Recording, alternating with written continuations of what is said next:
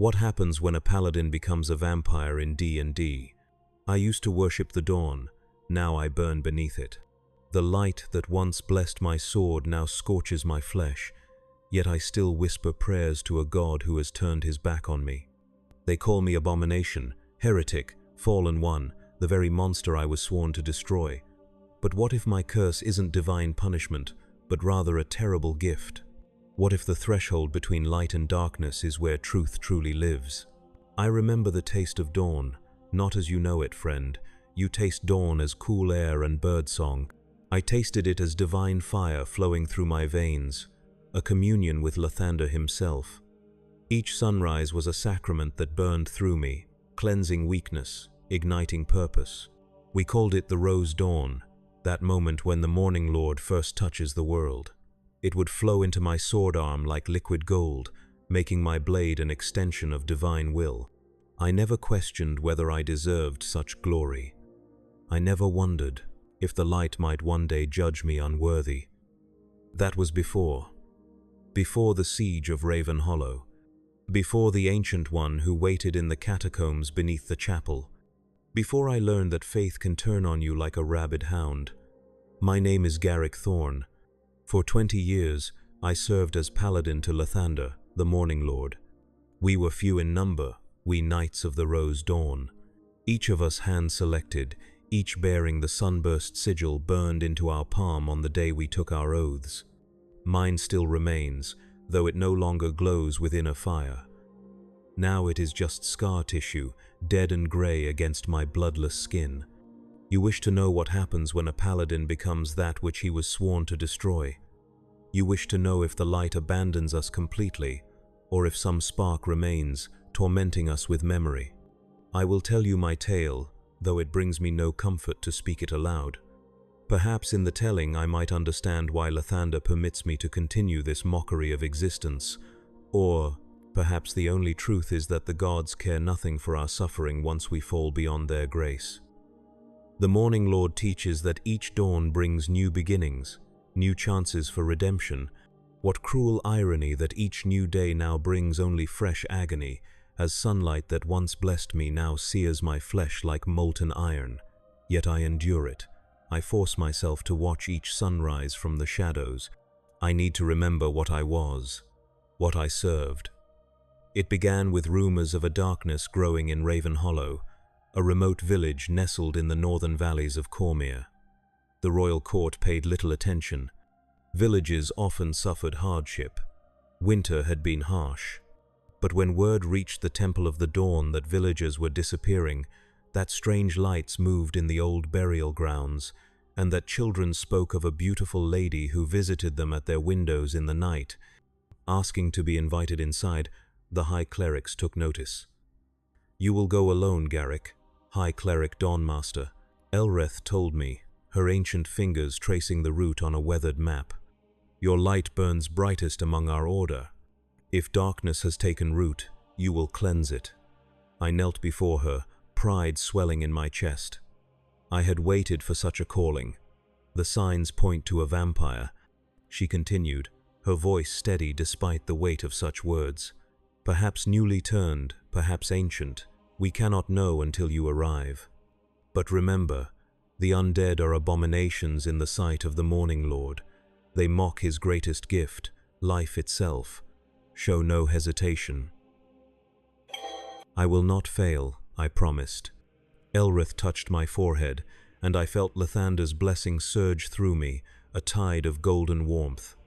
"Dawn comes even to the deepest night, my child," she said. It was our order's oldest blessing.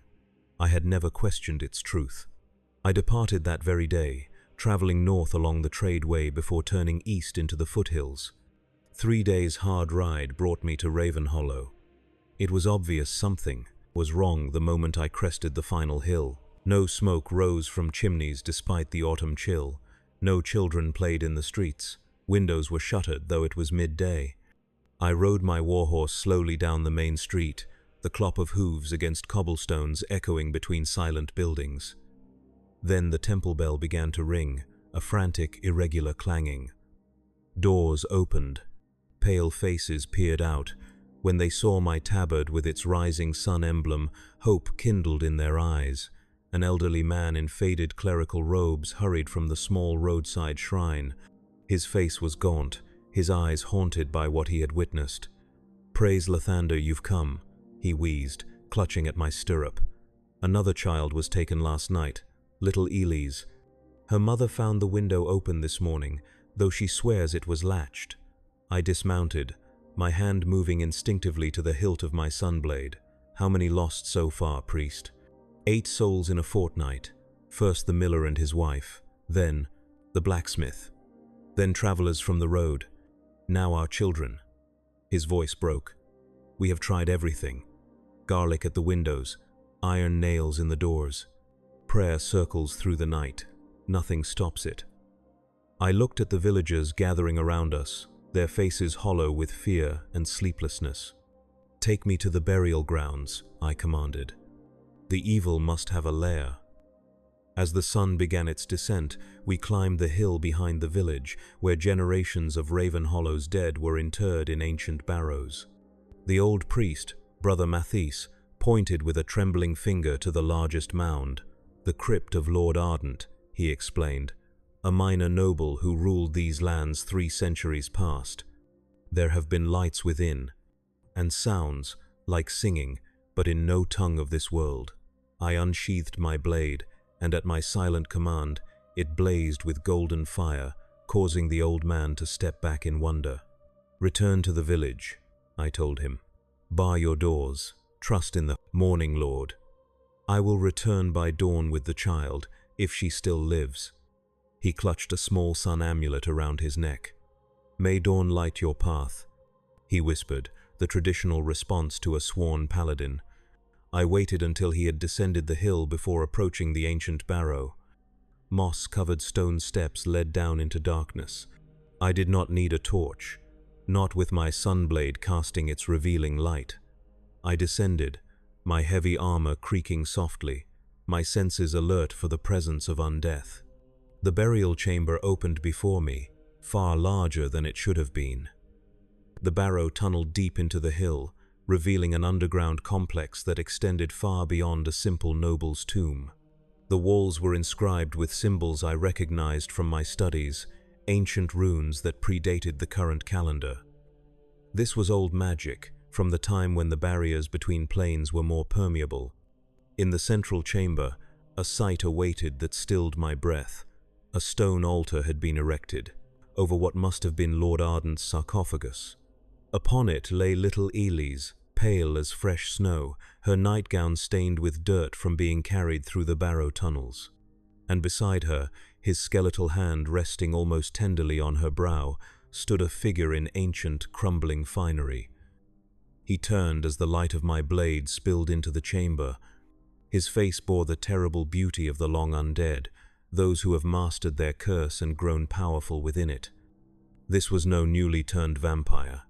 This was an ancient one, his eyes like dark jewels, his presence a cold weight against my divine aura.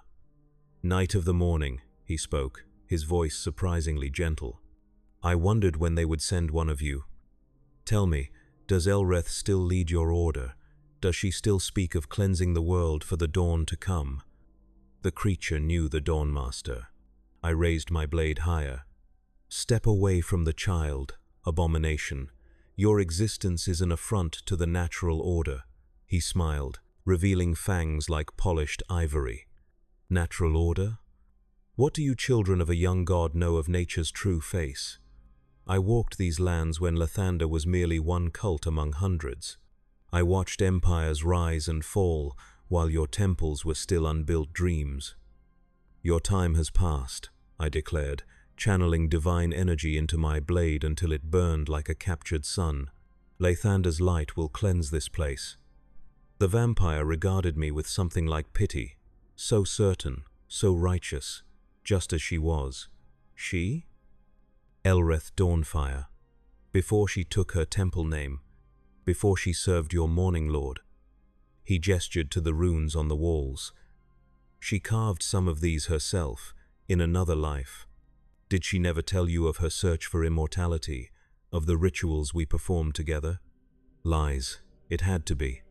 I lunged forward, my sunblade carving an arc of light through the chamber. "Your words are poison, creature. Repent and be destroyed."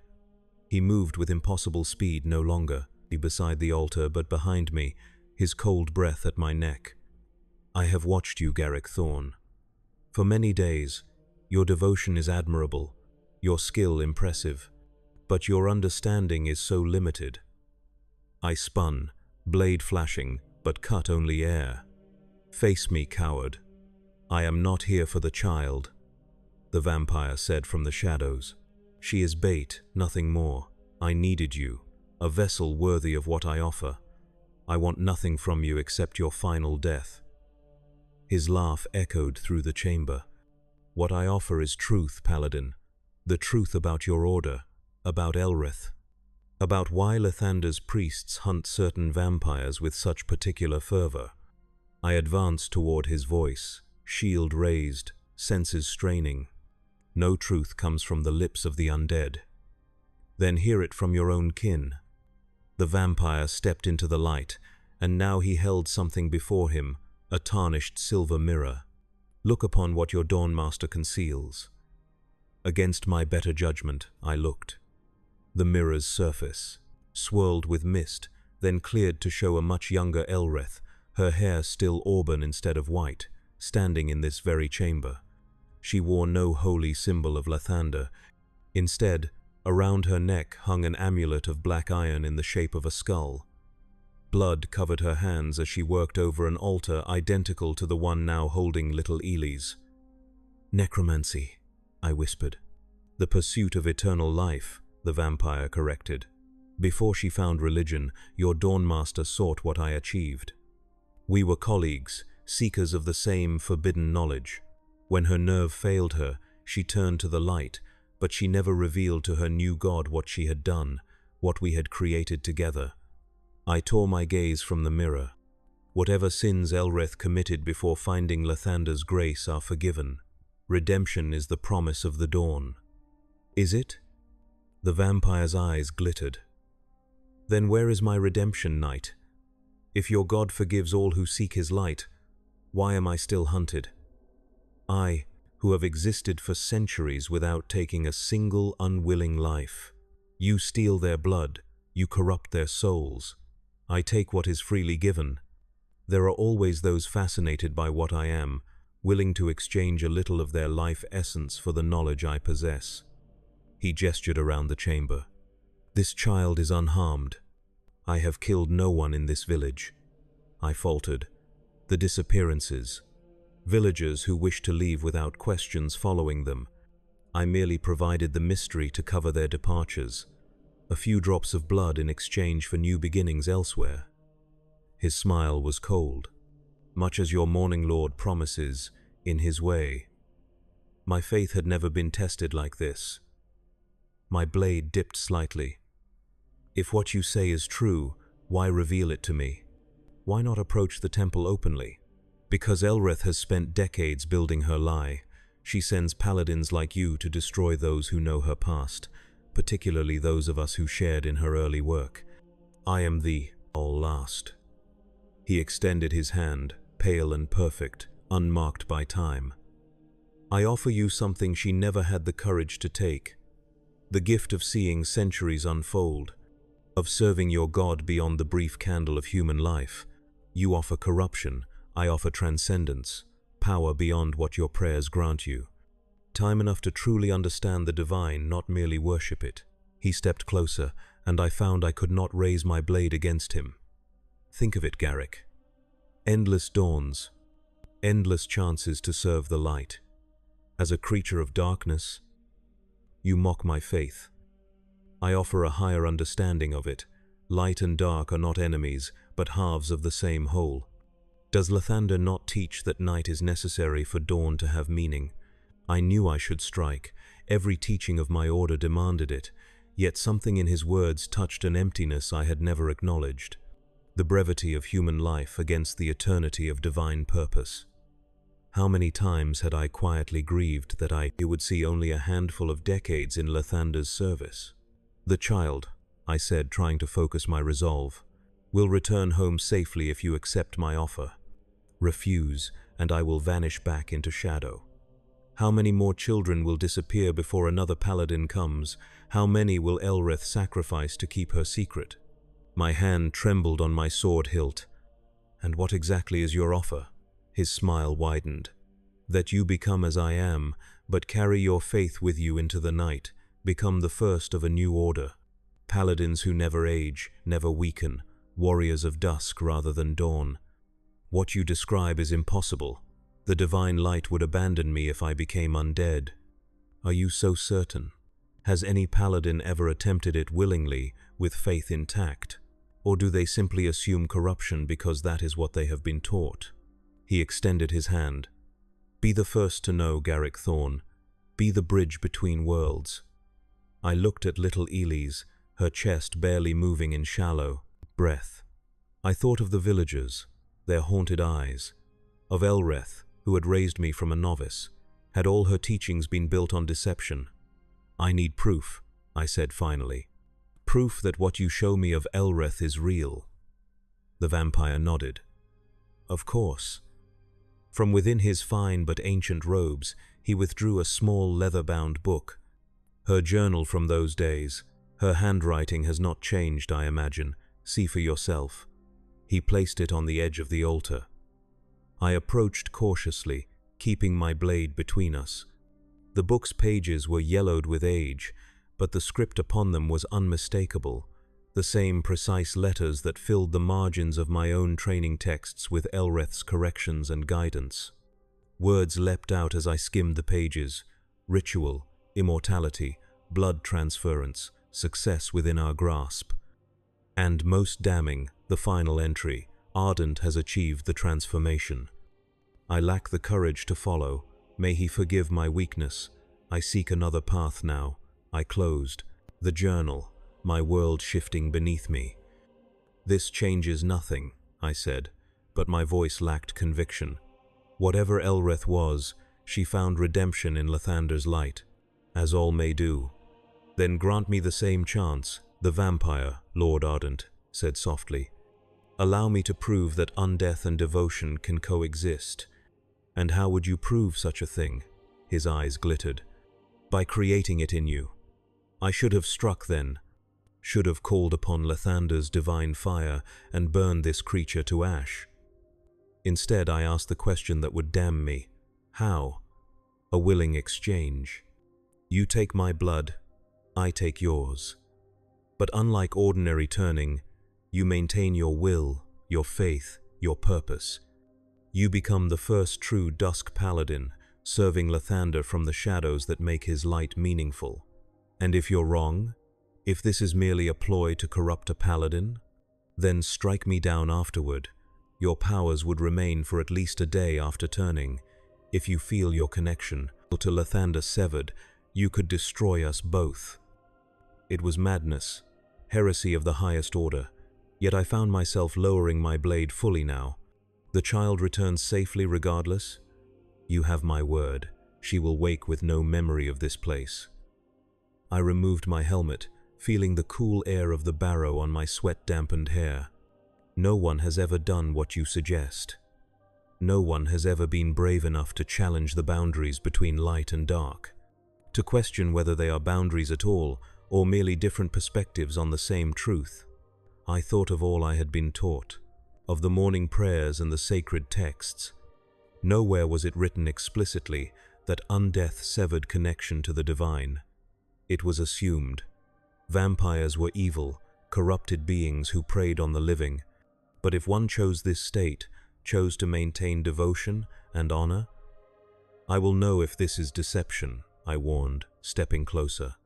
Lathander grants me the power to sense evil intent.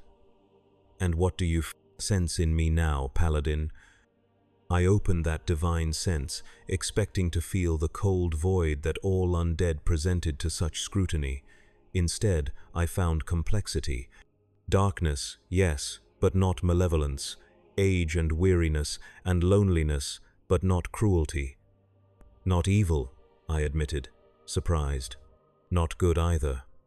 Beyond such simple divisions, he corrected. As you will be. My hand went to the clasp of my gorget, loosening the armor at my throat. If this is possible, it changes everything we understand about the divine. Yes. His eyes gleamed with triumph and something like hope. That is precisely why it must be attempted. For the child, I said, as if that justified my heresy. For truth. For a new dawn, he replied, approaching with inhuman grace. One that encompasses all. I will not describe the ritual that followed. Some knowledge should remain buried in shadow. I will say only that it involved ancient words, blood freely given and taken, and pain beyond mortal comprehension. When I woke, I lay upon the cold stone floor of the barrow. The altar was empty. The vampire, Lord Ardent, was gone, and the first light of morning was spilling down the entrance stairs. My first thought was relief. It had failed. I felt no different. No hunger for blood, no aversion to the approaching sunlight. I rose, reaching for my sword which lay beside me, its blade dormant now, no longer glowing with inner fire. That should have been my first warning. I climbed the steps to greet the dawn as I had every morning of my adult life, to feel Lathander's blessing renew my strength. I emerged from the barrow and looked east, where the sky was painted in magnificent shades of gold and rose. The pain was instantaneous and overwhelming. My skin did not merely burn, it dissolved into ash where the light touched it. I screamed, diving back into the shadow of the entrance, my body already healing in the darkness, but my mind reeling in horror. It had worked. I was transformed. And Lathander's light, the blessing I had cherished every day of my life, was now my most terrible enemy. I huddled in the shadows, waiting for night to fall, trying to come to terms with what I had become. No hunger drove me yet, though I could feel it building, a hollow emptiness no food would fill. I reached for my divine connection, for the prayers and invocations that had always brought Lathander's power flowing through me. Silence, a void where communion had been. My God had abandoned me, or perhaps I had abandoned him by crossing this threshold. When darkness finally claimed the sky, I emerged, my new senses overwhelmed by the night. I could hear heartbeats from the village below, smell blood pulsing through veins, soft breathing of sleepers, children dreaming. I turned away from the temptation and saw her, standing at the edge of the burial ground. A little girl in a clean nightgown, no sign of her ordeal visible. "Elise," I called softly. She approached without fear, her innocent eyes, curious. "Are you the angel who rescued me?" I flinched at the word. No angel now, surely. "Did you see who took you?" "Child." She shook her head. "I only remember going to sleep in my bed, and then waking up here just now. Were there bad things? Is that why you look so sad? Go home to your mother, Elise. Tell her you are safe now. Tell her the danger has passed." As she turned to go, she looked back once. "Your eyes are different. They shine like stars." When she had gone, I knelt on the hilltop and tried once more to pray, to beg forgiveness or understanding from the God I had served faithfully until my own pride and curiosity betrayed me. "Lathander," I whispered to the night sky. "Morning Lord, guide me. What am I to do now?" No answer came. No warm certainty flooded my heart as it had so many times before. I was alone with my choice and its consequences. I could not return to the temple, could not face Elreth or my fellow paladins. Not like this. Not yet. I needed to understand what I had become, whether Lord Ardent's promise of a bridge between worlds was possible or merely the lie I now feared. And so began my exile, my wandering between worlds of light and darkness. I traveled only by night at first, hiding during days in whatever shelter I could find. I discovered the limits and nature of my curse, the thirst that could only be quenched with blood, the supernatural strength and speed, the power to cloud minds and command lesser creatures of the night. But most terrible of all was the silence where my divine connection had been. My prayers went unanswered. My attempts to channel divine energy produced nothing. I was cut off from Lathander as surely as if a limb had been severed. Weeks passed, then months. I learned to feed without killing, taking only what I needed from those who would not miss it. Livestock when possible. Criminals and predators when necessary, though even their tainted blood filled me with disgust for what I had become. I had been transformed for nearly a year when I first saw them. Nights of the rose dawn traveling the forest road near where I had made a temporary lair in an abandoned woodcutter's cabin. 3 paladins, their armor gleaming even in the dim moonlight, the sun emblem on their shields bringing painful memory of all I had lost. I remained hidden, watching from shadow as they made camp for the night, their prayers before sleep twisted like knives in my heart, familiar words I could no longer speak without my lips burning as if touched by fire. They were hunting something, someone. I listened to their conversation with my enhanced hearing. "The signs point northeast," the eldest said, a woman with steel-gray hair and a face I recognized, Paladin Commander Verna, who had overseen much of my training. "The heretic cannot have gone far after the attack on the Morning Tower. I still do not understand what drove him to such betrayal," said a younger knight, barely more than a squire. "Sir Garrick was the most devoted among us. How could he burn the sacred texts and flee?" I stiffened at the mention of my name and crimes I had not committed. "The Dawnmaster says he was corrupted by an ancient evil," Verna replied, "that his mind was twisted until he believed our order had betrayed Lathander's true teachings. The very scriptures he burned were the ones that might have saved him. Lies, more lies. I had harmed no one at the temple, destroyed nothing. I had simply vanished after my transformation, too ashamed to reveal what I had become. Yet here was Verna, spreading falsehoods about my fall. "When we find him," said the 3rd Paladin, a brutish man named Thaddeus whom I had never trusted, "do we try to capture him for redemption?" Verna's face hardened. The Dawnmaster was clear. "Sir Garrick is beyond redemption. We are to destroy him on sight, with all the divine fury we can summon." "But the code of our order," the young one protested. "Every soul may seek Lathander's forgiveness. Not those who have given themselves willingly to undeath." Thaddeus spat. "Have you not studied the texts? Vampires are abominations, their very existence a mockery of life. If Garrick has indeed become such a creature, as the Dawnmaster suspects, then he chose damnation." I drew back deeper into shadow, my mind reeling. Elrith knew. Somehow, she had discovered what had happened in the barrow. Perhaps Lord Ardent had told her himself, a final twist of the knife in their ancient feud. But the accusation of burning sacred texts, of attacking the temple, that was fabrication, meant to ensure my former brothers and sisters would kill me without question. I waited until the paladins slept before approaching their camp. Even in my corrupted state, I found I could not harm them, these warriors who had been my comrades. Instead, I took something from their supplies, a small holy symbol of Lathander that the youngest carried, a simple wooden disc with the sunburst carved into it. When I touched it, I expected pain, divine rejection. Instead, I felt warmth, not the burning agony of true sunlight, but the gentle heat of memory, of belonging. I took it as a sign, though from whom or what I could not say. Perhaps some fragment of divine connection remained. Perhaps the transformation had not been as complete as I feared. With new purpose, I began to trail the hunting party, staying always out of sight. They led me back toward the Temple of the Dawn, a journey of several weeks. And as we traveled, I noticed something strange.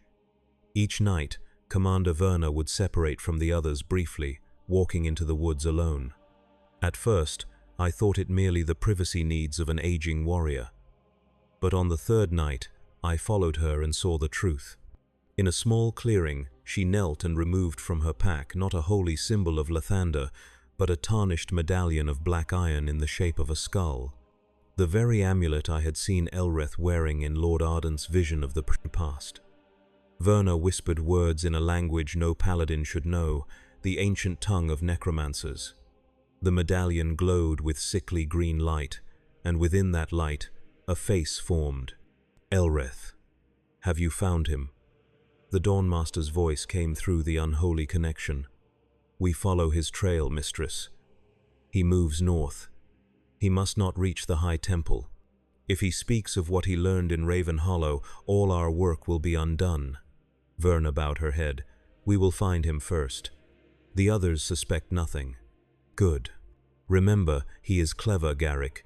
Do not underestimate what his new condition has taught him. Strike quickly, from a distance if possible. Use the sacred arrows I provided. And the young one? Paladin Ivor asks too many questions. Elrith's spectral face hardened. If he becomes a problem, the same solution applies. None can be permitted to question the Order's doctrine, as you command. The vision faded, leaving Verna alone in the clearing. She replaced the medallion in her pack and returned to camp. I remained in the shadows, cold certainty replacing confusion. Lord Ardent had spoken truth. Elrith's conversion to Lathander's faith had been a mask, a means to power and position.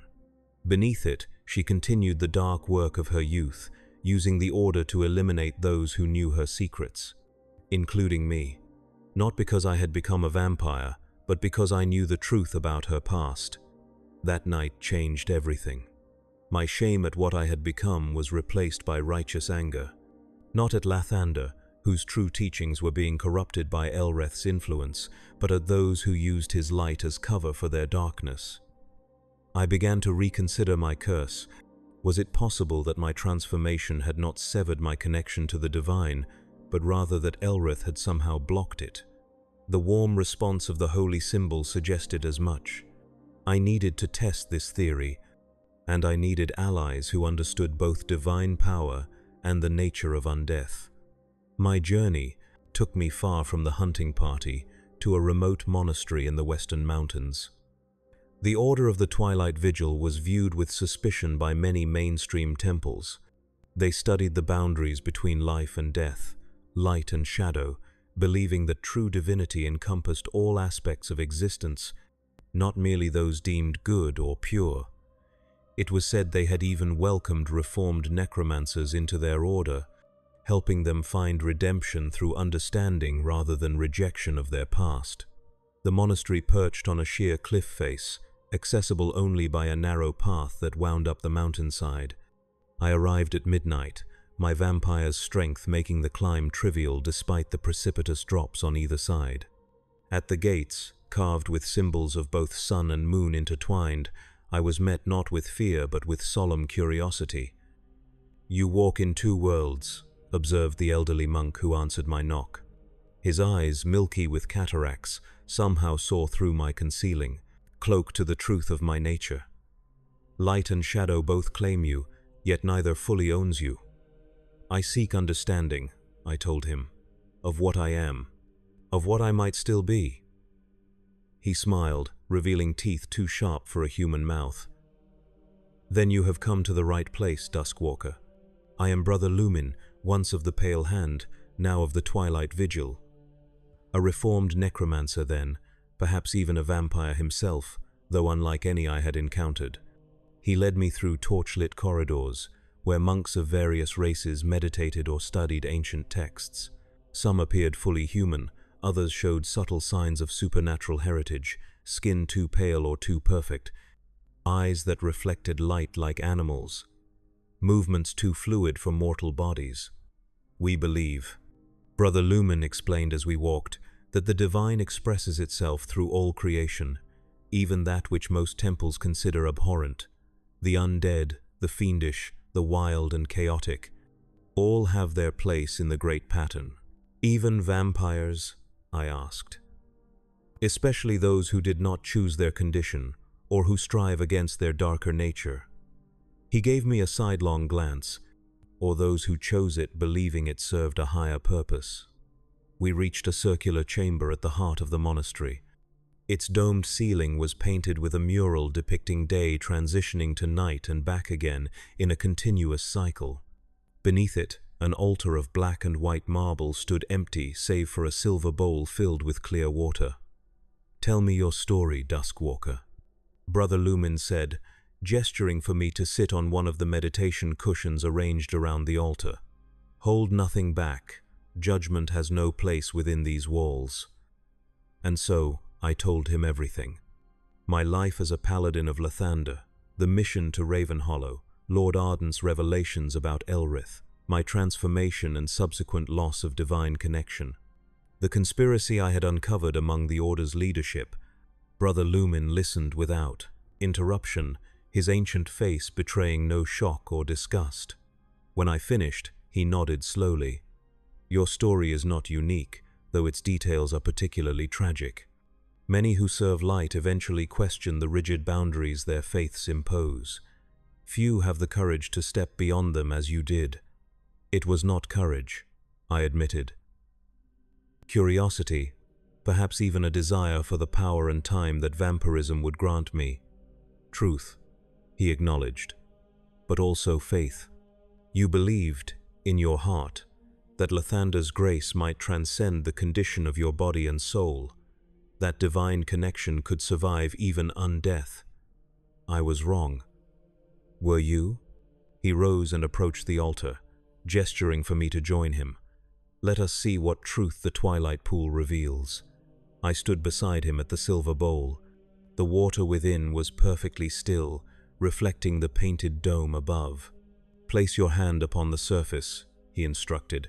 Do not break it, merely touch it, and think of Lathander. Not the doctrine you were taught, but the God himself as you understand him. I did as instructed, my pale hand hovering just above the water's surface. I thought of dawn breaking over the temple spires, of the warmth that had once filled me during morning prayers, of the sense of purpose and righteousness that had guided my paladin's path. The water began to glow, not with golden light as I might have expected, but with a deep amber radiance, like the sun seen through closed eyelids.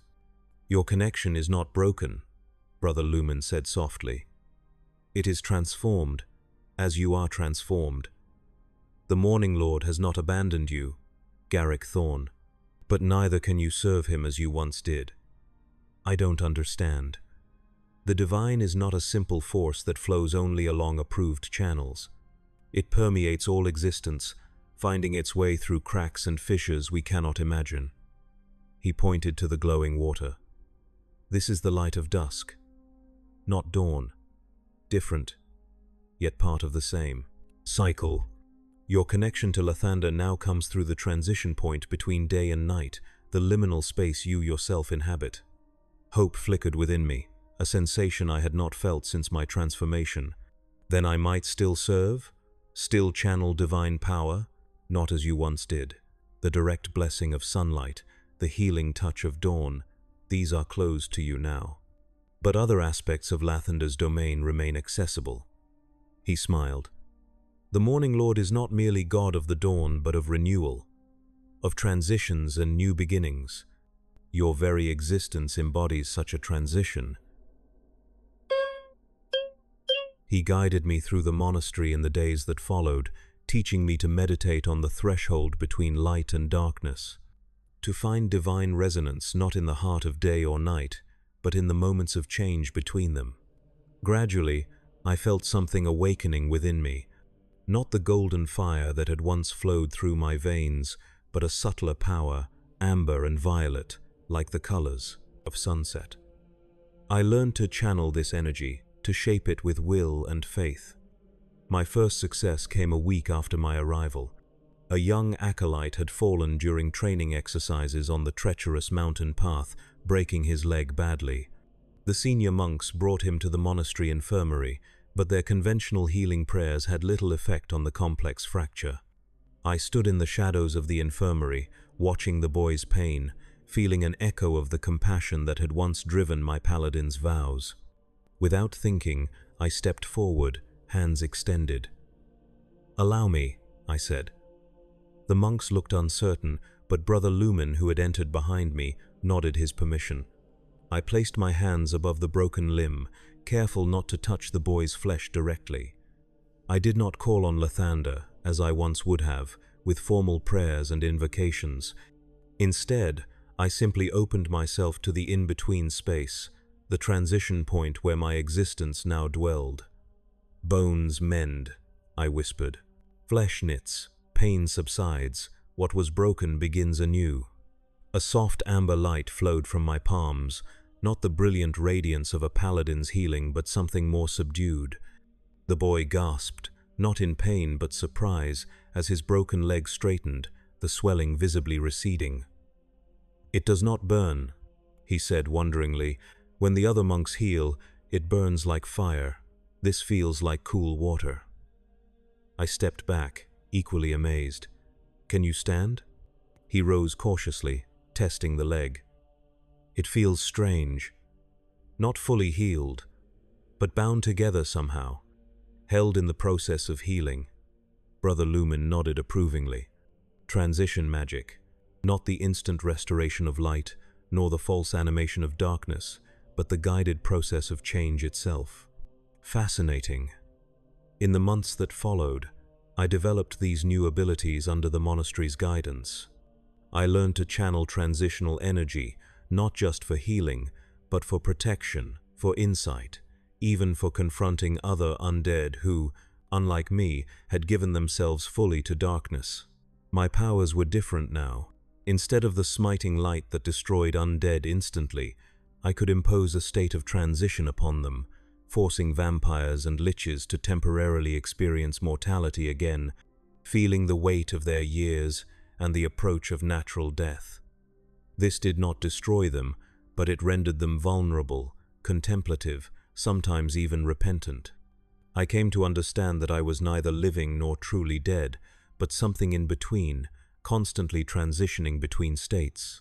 And in that liminal existence, I found a new understanding of divine purpose. 1 year to the day after my arrival at the monastery, Brother Lumen summoned me to the twilight pool once more. "You have learned much, Dusk Walker," he said, using the title the monks had given me. "Your path now lies beyond these walls." "You're sending me away?" I asked, surprised and a little hurt. The monastery had become a refuge, the closest thing to home since my transformation. "Sending you forward," he corrected. "Your unique condition and insight are needed in the world, particularly now, when darkness grows under the guise of light." I understood immediately. Elrith. The corruption within the Order of the Rose Dawn spreads. More paladins vanish after questioning doctrine. More villages suffer as they did at Raven Hollow, pawns in a game of power and ancient grudges. He placed a gnarled hand on my shoulder. "You were not transformed by accident, Garrick. Even Lord Ardent was merely an instrument of higher purpose. You believe my condition is divine will, that Lathander himself led me to this path?" Brother Lumen smiled enigmatically. "The gods work through strange channels, particularly when direct ones are blocked. Perhaps your transformation was necessary to reveal the truth that could not be seen from within the Order." He presented me with gifts for my journey. A cloak woven with enchantments that would allow me brief exposure to sunlight without burning, a blade of silvery metal that channeled transitional energy, neither fully consecrated nor profane, and most precious of all, a new holy symbol, a disc of copper showing not just the rising sun of Lathander, but the sun at both dawn and dusk, rising and setting simultaneously. "Your path will not be easy," he warned. "You walk between worlds, belonging fully to neither. Both light and darkness will view you with suspicion. Both will try to claim or destroy you. And Elrith? The Order? That confrontation cannot be avoided, but remember what you have learned here. True victory comes not through destruction, but transformation. Even those who seem most lost to darkness carry the potential for change." I departed that night, my new powers and understanding guiding my steps back toward the Temple of the Dawn. Not as a returning penitent, but as something new. A dusk paladin, as Lord Ardent had predicted. A bridge between worlds that had too long been separated. The journey was long, and not without challenges. I encountered other undead, who sensed my unusual nature and sought either to destroy or recruit me. Demon worshippers drawn to liminal beings like myself. Even a few of Lathander's more conventional servants, who saw only the vampire, not the faith that still burned within. But with each encounter my resolve strengthened. I was neither abomination nor saint, but something the world had not seen before. And perhaps that was precisely what was needed to combat the corruption that had taken root in Lathander's order. I reached the Temple of the Dawn in early autumn, timing my arrival for the hour of dusk, when my powers were strongest and the patrols of sun-blessed paladins were changing shifts. The great golden spires caught the last rays of sunlight, blazing like divine fire against the darkening sky. Once, I had climbed those steps each morning, proud to be counted among the Morning Lord's chosen. Now I approached, in shadow, slipping past guards whose training had taught them to watch for threats approaching openly, not from within their own assumed security. I did not head for the main sanctuary, where evening prayers would be underway.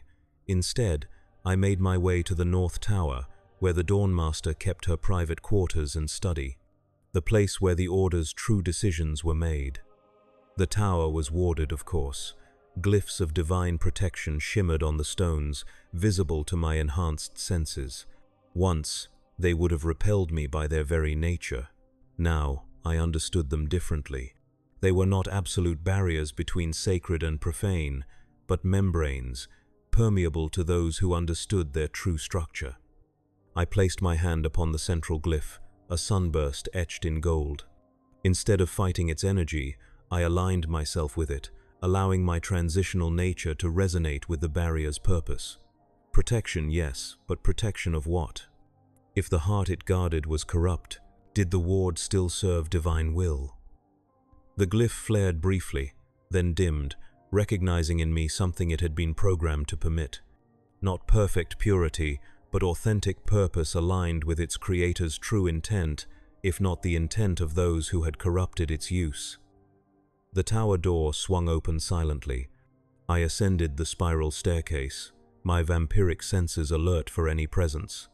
The tower was empty save for one heartbeat at the top, steady and slow. Elreth, alone in her study. I found her bent over ancient texts, her white hair falling forward to obscure her face. The chamber was lined with bookshelves containing not just the sacred texts of Lathander, but volumes whose spines bore symbols no temple of the light should possess, necromantic tomes, treatises on blood magic, historical accounts of the undying. "I wondered when you would come, Garrick," she said without looking up. "You always were my most promising student, the most likely to see beneath the surface." I stepped fully into the room, allowing my cloak to fall open, revealing the copper holy symbol on my chest. "Then you expected me to learn the truth about you, about Lord Ardent." She finally raised her head, and I was shocked by how she had aged since I last saw her. Deep lines carved her face, and her eyes held the feverish gleam of one driven by desperate purpose. Ardent. She nearly spat the name, still spinning his web of half-truths after all these centuries. "Did he tell you we were colleagues? That I lost my nerve while he bravely embraced undeath? He showed me your journal." A bitter laugh escaped her. "My journal, written as a young woman blinded by ambition, by the promise of endless time to pursue knowledge." She gestured to the books surrounding her. "What he did not tell you was what came after, what we discovered about the price of his transformation." "What price?" "Vampirism is not mere extended life, Garrick. It is parasitic existence. Each vampire created diminishes the divine spark in the world. Each feeding drains not just blood, but vital essence that would otherwise return to the cycle of rebirth." I moved closer, studying her worn face. "Yet you did not destroy him. You ran, joined Lathander's faith." "I sought another path to the same goal. Legitimate extension of life through divine blessing rather than theft of others' essence." She sighed heavily. Ardent could not accept this. He spent centuries trying to prove his way was valid, that undeath could be sanctified, made clean. By turning a paladin, the full weight of my manipulation struck me. I was not the first, was I? No. Every century or so he finds another promising servant of light, feeds them the same lies. offers the same false compromise between worlds. Her eyes met mine directly. None have survived with faith intact. Until you, apparently. I drew my transitional blade, its silvery surface catching the lamplight strangely, neither reflecting nor absorbing it. And the corruption within the Order? The hunters you've sent after me, with instructions to kill without question. The false accusations, necessary protection. Ardent's converts, even those who fail to maintain faith, become his pawns. They return to their orders as spies, saboteurs, or worse. I could not risk the temple falling to his influence. She stood slowly, her aged body moving with effort. You're different, though. I see it in your aura. You've found another way. At the Twilight Vigil, I confirmed.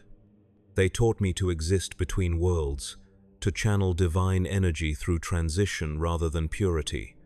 Heretics, she muttered, but without real venom. Yet perhaps onto something.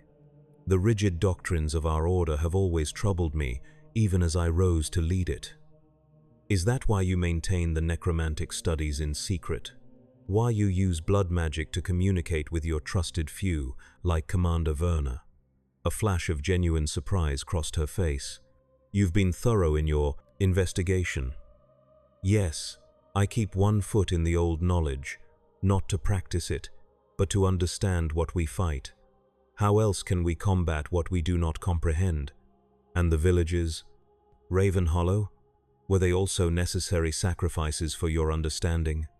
Her expression hardened. Ardent's work, not mine. He creates these situations to deliver his chosen candidates to him, creates the very problems they are sent to solve. I lowered my blade slightly, uncertain now. Had Lord Ardent manipulated me so completely? Had the disappearances, the child, all been staged to bring me to that moment of choice? You still practice blood magic, I challenged. Commander Werner uses a necromantic amulet to communicate with you. Pragmatism. Some tools can be used without embracing their originating philosophy. I use what works to protect the Order from infiltration, while simultaneously infiltrating it yourself with those loyal to your secret agenda rather than Lathander's true teaching. She slammed a frail hand down on her desk. I have never wavered in my devotion to the Morning Lord. Everything I've done has been to protect his worshippers from threats they cannot understand. By lying? By sending paladins to destroy anyone who discovers your past? By maintaining the very practices you claim to oppose? By doing what is necessary? Her voice rose, then broke. She seemed suddenly smaller, frailer. You cannot imagine the threats that gather in shadow, Garrick. Ardent is merely one player in a much larger game. The undead lords plot and scheme across centuries, while mortal faiths rise and fall. Someone must maintain vigilance beyond a single human lifetime. And you thought that someone should be you. I thought to create guardians who could stand against the night. Paladins enhanced with carefully controlled blood magic. Warriors who could match the undead in power without falling to corruption. She sank back into her chair. The early experiments failed terribly. The subjects became abominations, neither fully alive nor properly undead, mindless things driven by hunger yet capable of channeling twisted divine energy. Horror filled me. The missing paladins, the ones who questioned doctrine. Volunteers.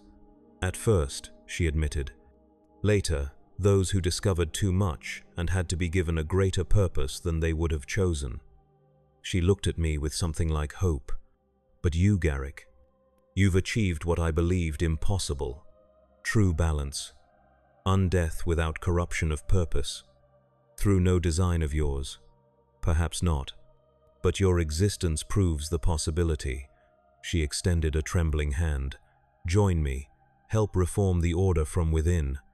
With your unique insight, we could create a new generation of guardians, ones who truly understand the darkness they fight.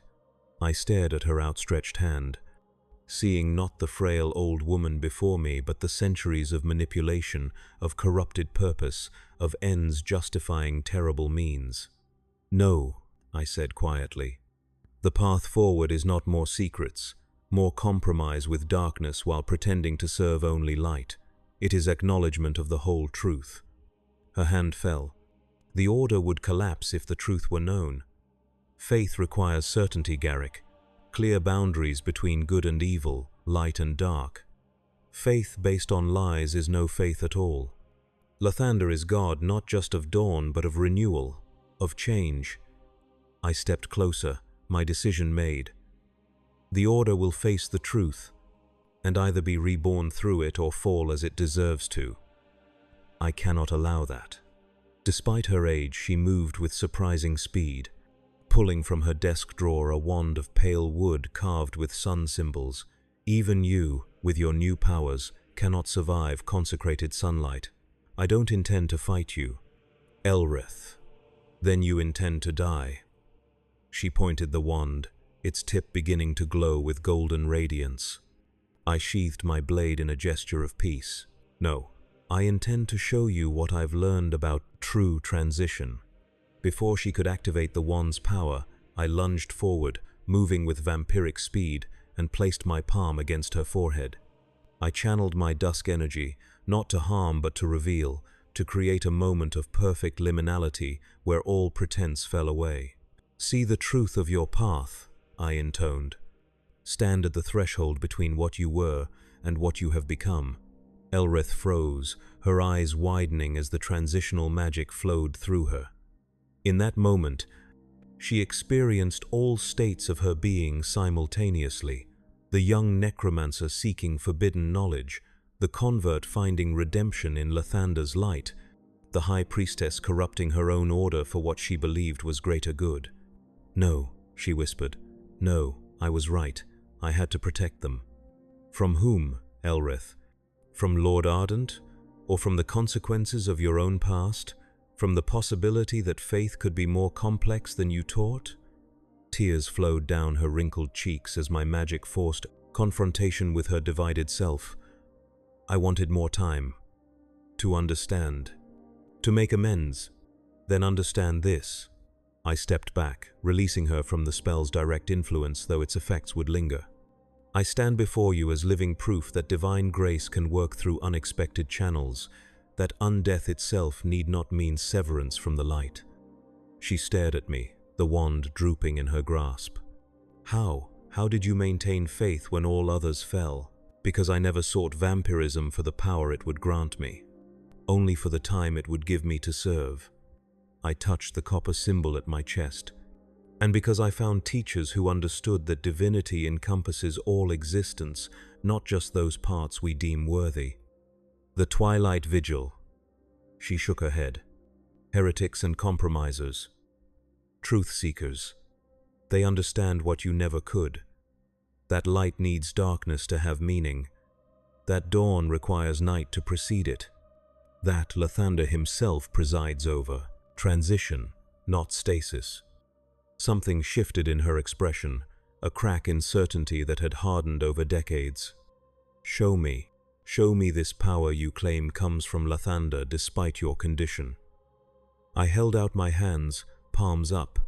The amber-violet energy of dusk gathered there, neither the gold of divine radiance nor the sickly green of necromantic force, but something between, something new. This is transitional energy, the power of change itself. It heals not by erasing injury, but by guiding natural processes of renewal. It protects not by creating absolute barriers, but by enhancing the body's own resilience.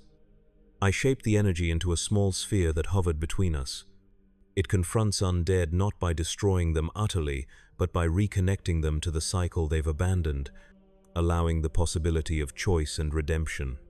Elrith reached a trembling hand toward the sphere, her scholar's curiosity overcoming decades of doctrinal certainty. May I? I nodded, allowing energy to flow into her outstretched fingers.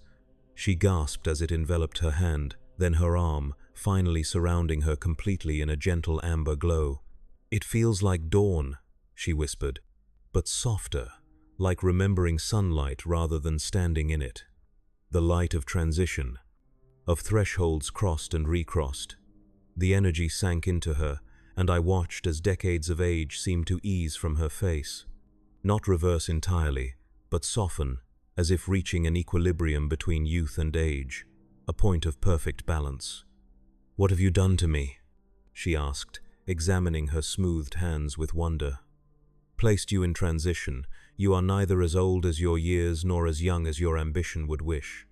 You exist at the threshold between, where change is possible." Understanding dawned in her eyes. "This is what you intend for the Order. Not destruction. Transformation. Yes, the Order of the Rose Dawn has lost its way, becoming rigid in doctrine, compromised in practice. It must stand at its own threshold, confronting both its light and shadow before it can be reborn." She sank back into her chair, the wand forgotten on her desk. "And what of me? What justice do you seek for my deceptions?" "Not justice. Understanding." I knelt before her, meeting her gaze directly. "You turned to Lathander genuinely seeking redemption for your early work with Ardent. That was no lie. But you brought with you the belief that ends justify means, that some darkness is necessary to protect the light. That corruption of purpose has spread through the Order like poison, and you believe you can purify it, one vampire paladin against centuries of established doctrine? Not alone. With you." I held out my hand to her now. "Stand with me, Elrith. Acknowledge your past publicly. Reveal the compromise that has corrupted our purpose. Help me transform the Order of the Rose Dawn into something that truly serves Lathander's full domain, not just the dawn but the entire cycle of light, in darkness, life and death." She stared at my hand for a long moment. "They will resist. Verna, Thaddeus, the others I've gathered who understand the practical necessities of our war against darkness. Some will. Others will see the truth when it's finally spoken aloud. Many have questioned silently for years, sensing the contradictions in our teachings, but lacking the courage to speak. And Lord Ardent?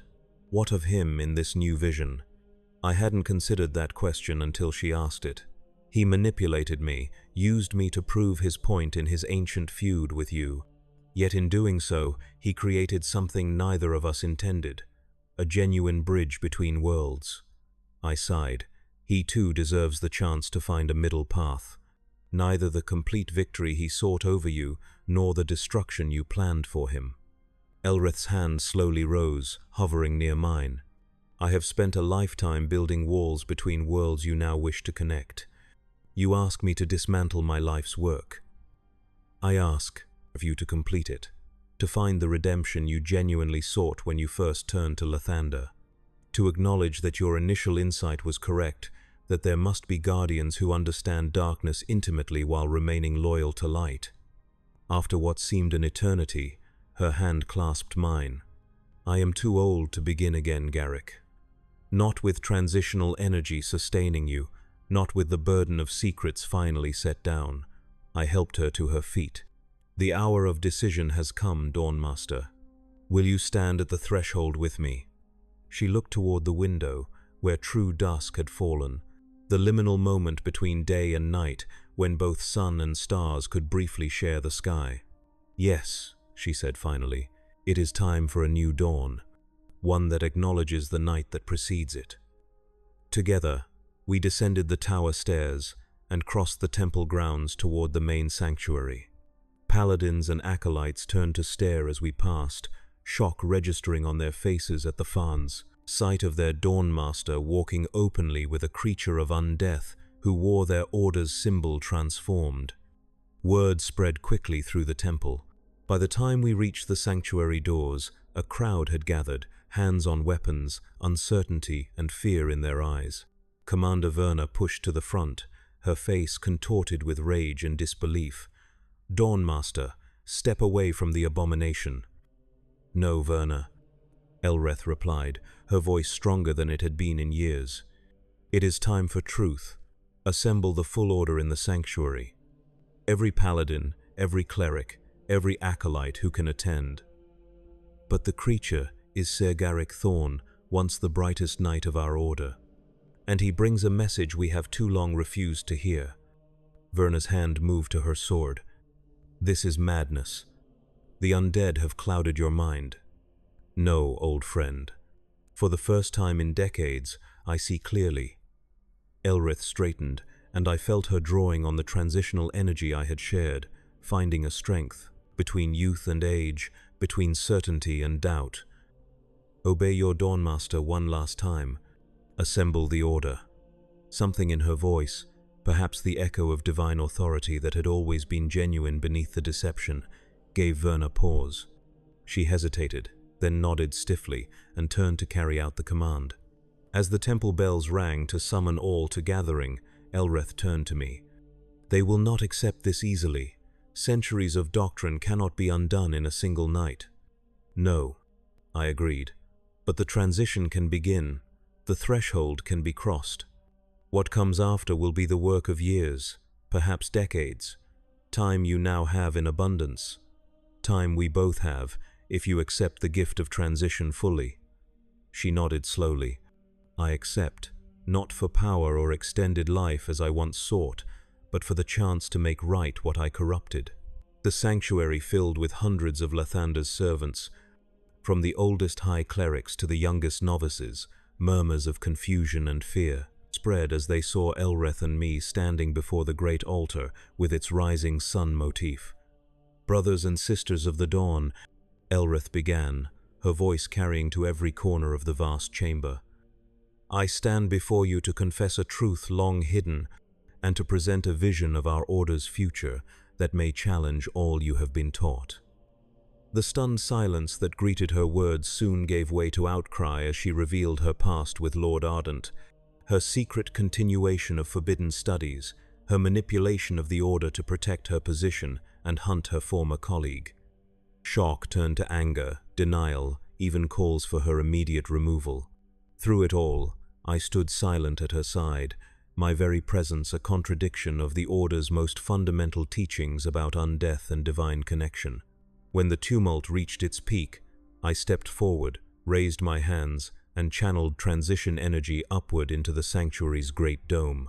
Amber-violet light spread across the ceiling, transforming the painted sunrise into a more complex image, the full cycle of sun and moon, light and darkness, in constant, eternal transition.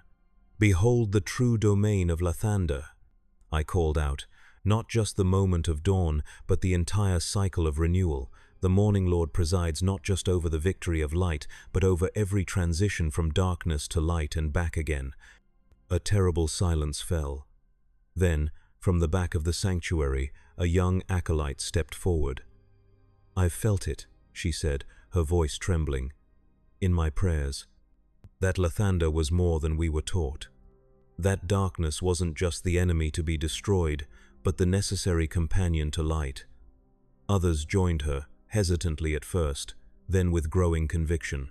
Paladins who had questioned privately, clerics who had seen healing come from unexpected sources, scholars who had found contradictions in the ancient texts.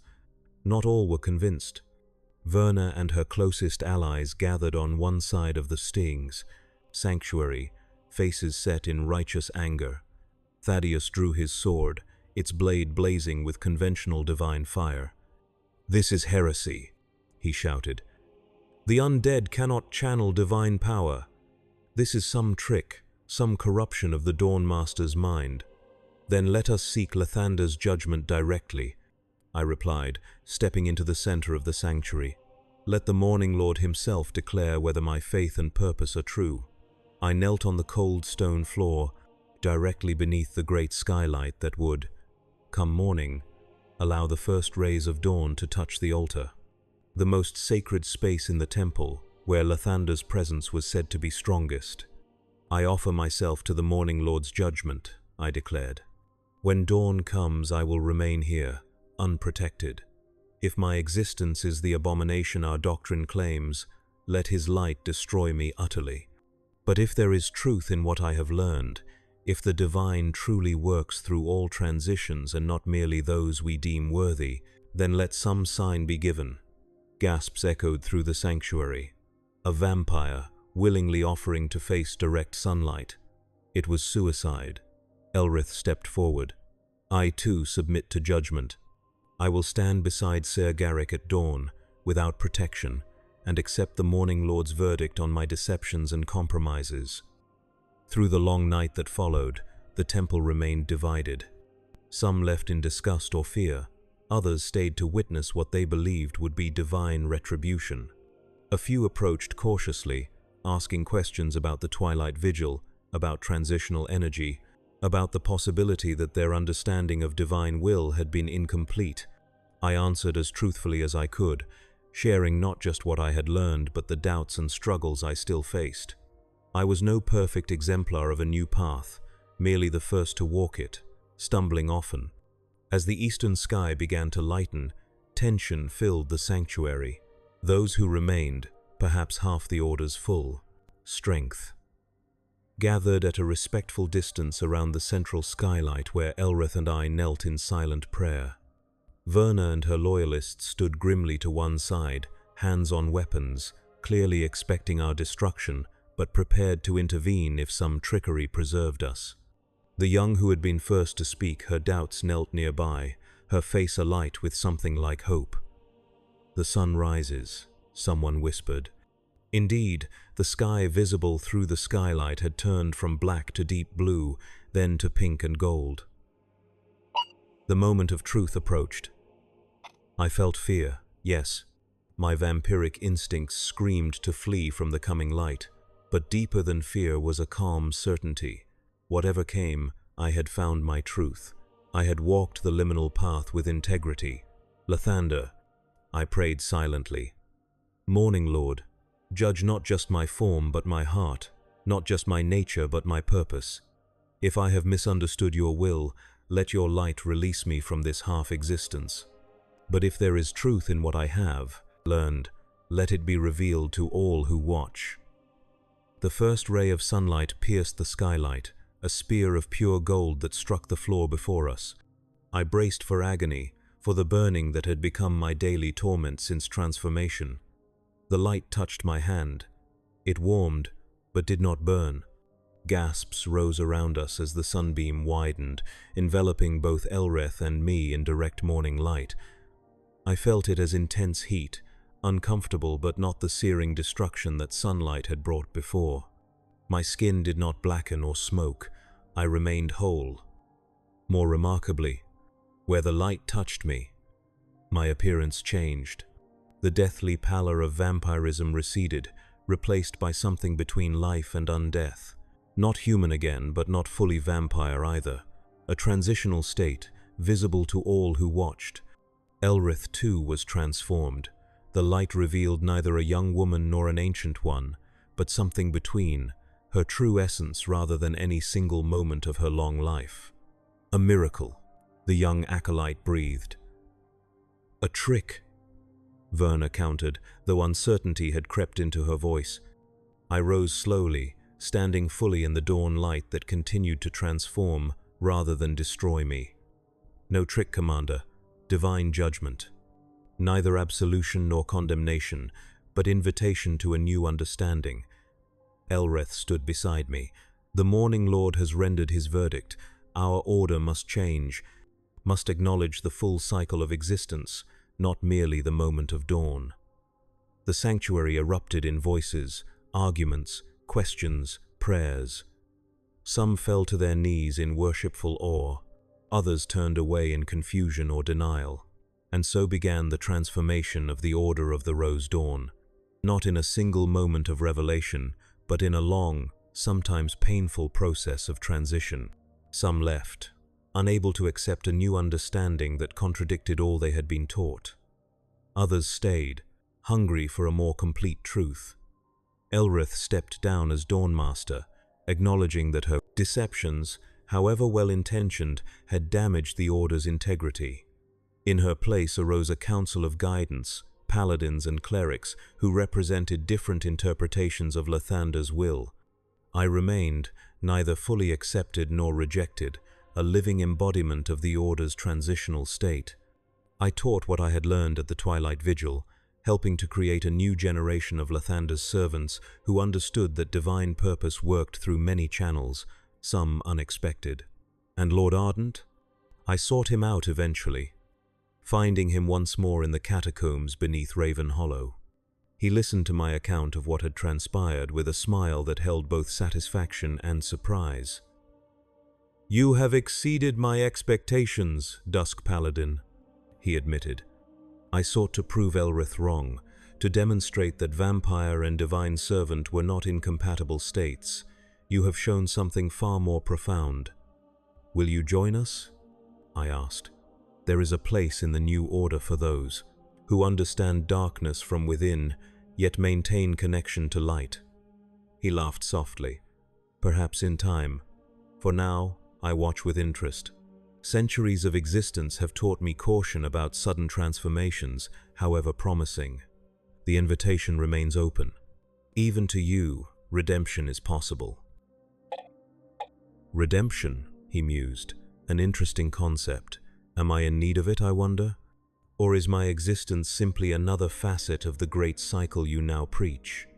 I left him with that question, knowing some transitions cannot be rushed. Some thresholds must be approached willingly, not crossed under compulsion. As for myself, I continue to serve in this strange half-existence, neither fully alive nor truly dead. Each dawn brings discomfort but no longer agony, a reminder of my transitional state. Each dusk brings a surge of power, the liminal energy that now defines my connection to the divine. I am Garrick Thorn, once Paladin of the Morning Lord, now servant of his fuller truth.